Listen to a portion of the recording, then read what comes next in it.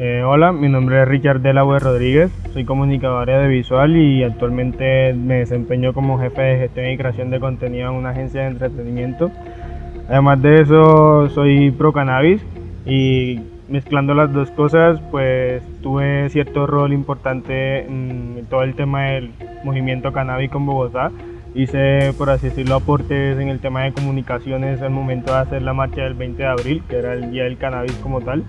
y varias ideas para tal como la marcha o todo el movimiento en general en cuanto a la construcción de comunicaciones y todo al respecto. Bueno, en cuanto a los estereotipos que existen hacia las personas pro cannabis, se ve más que todo en que en Colombia hay muchas falencias en cuanto a la construcción sobre lo que realmente es el mundo del cannabis o sobre lo que realmente implica los tipos de personas pro cannabis. Entonces, gracias a la historia de Colombia y esa falencia, se han desarrollado muchos tipos de estereotipos, no hay otra manera de decirlo,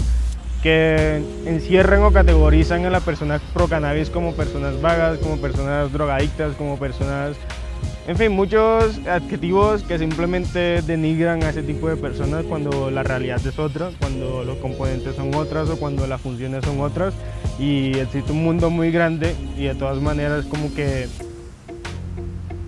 existe, como existe esa falencia de crear un concepto de lo que realmente es, muchas personas se van hacia los excesos, muchas personas mezclan las cosas, o muchas personas han creado la imagen que actualmente tiene el cannabis y las personas pro cannabis. Así que es un tema un poco de lado y lado, de que no se ha creado a un concepto que todos entiendan y por otro lado de que muchas personas abusan respecto al tema. Bueno, algo curioso en el mundo procanábico es la cantidad de conocimiento y la cantidad de experiencias que hay afuera sobre el mismo tema, sobre la misma planta. Y me di cuenta de esto porque realicé mi tesis llamada Métele mente cuando te hacen la mente. La idea de esa tesis era crear un mapa conceptual común, es decir, explicar lo que consiste el cannabis, las afectaciones en el cuerpo, todos los componentes, de qué viene, todo lo relacionado con el cannabis para que las personas puedan entender y abrir su mente un poco más acerca de lo que es el cannabis.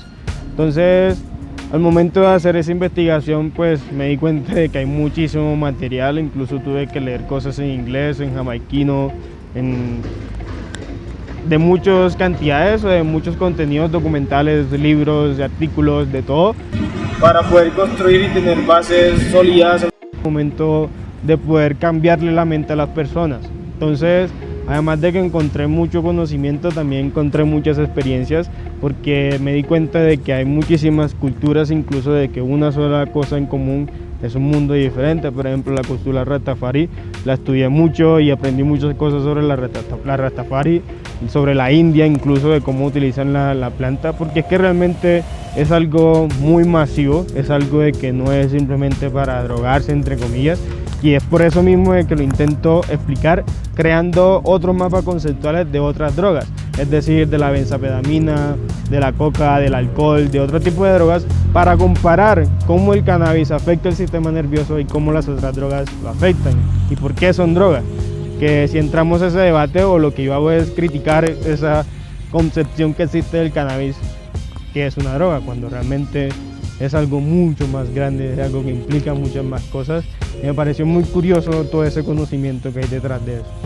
A lo largo del tiempo me he dado cuenta de que la gente pro cannabis, la gente consumidora de cannabis, es mal vista por muchísimas razones. Entonces, me he dado cuenta que, por ejemplo, muchos jóvenes utilizan esa vida, ese estilo de vida, para poder soportar su realidad, suponiendo un caso. Entonces, sí me he dado cuenta de que muchísimas personas comienzan a tener problemas interpersonales. O sea, es tan compleja la situación de que por el hecho de ser consumidor y de que consumas cannabis, hay veces que no hay problema y ninguna persona lo mira. Pero hay veces de que hay problemas interpersonales y incluyen el hecho de ser pro cannabis, el hecho de ser consumidor como una ofensa, como algo denigrante, como algo para como rebajar más a la persona. Por ejemplo, hay una discusión intrafamiliar, por ejemplo, y supongo que de que un joven no quiere hacer ciertas cosas por ciertas razones.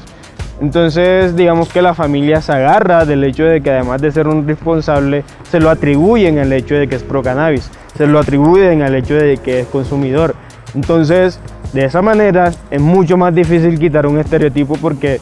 muchas personas lo utilizan como, entonces eres consumidor, eres ratero, eres consumidor, eres asesino. Entonces,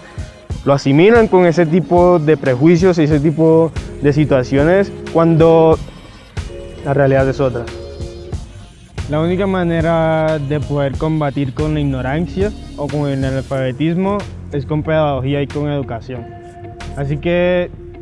si la intención es eliminar los preconceptos que existen, los prejuicios, los estereotipos y toda esa vibra negativa que existe en el mundo del cannabis, la única manera es demostrarle, porque no solamente decirle, sino que mostrarle que la realidad es otra, de que el mundo del cannabis consiste de otras cosas, se utiliza para otras cosas, es una planta medicinal primero que todo, así que es como eso, crear diferentes materiales o diferentes piezas de educación, ya sean documentales, sean algo más asequible de cierta manera, porque textos larguísimos y libros acerca del cannabis los hay, allá afuera hay muchísimos, pero las personas no se van a detener porque ya saben de que es una droga, de que eso es malo, de que eso es otro mundo, entonces no lo hacen. Entonces es como llevarle a las personas y mostrarle a las personas que es otra realidad y que consiste en muchas otras cosas y poder eliminar con eso.